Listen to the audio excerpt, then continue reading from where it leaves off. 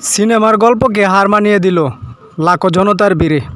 কে যেন জিজ্ঞেস করলো আমাকে, হ্যাঁ আমি নুন দিয়ে পান্তা খেয়েছি কিনা? আরে আমি জেলের ছেলে, আমার নিঃশ্বাসে প্রশ্বাসে নুন রয়েছে। সত্যি কথা বলতে 1 কিলো টমেটোর দাম আমি জানি না। টমেটোর দাম জানে না, নেতা হতে এসেছেন? এই স্যারকে টমেটোটা চিনিয়ে দে না। স্যার একবার এই টমেটোটা দেখে নিন।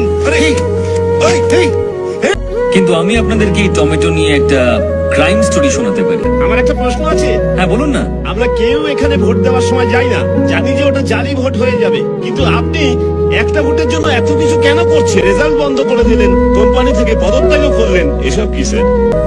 রামেশ্বরমে আমার বাড়ি। দারিদ্র্যের মধ্যে একটা ছোট্ট সাধারণ পরিবারে আমি বড় হয়েছিলাম, যার আশেপাশে প্রচুর জেলে পরিবার বসবাস করত।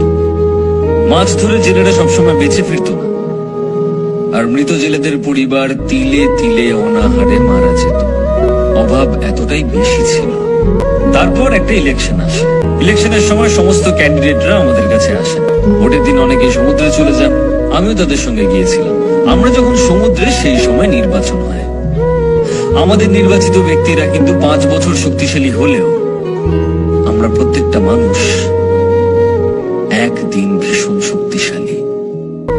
যারা যারা ভুল বুঝে সেই সময় সমুদ্রে গিয়েছিল, তারা সবাই ফিরে আসার চেষ্টা করে। আর সেদিন নির্বাচনকে কেন্দ্র করে মারা যায়। আর যারা মারা যায়নি, তাদের সকলকে আহত করার চেষ্টা করা হয়েছিল, যাতে তারা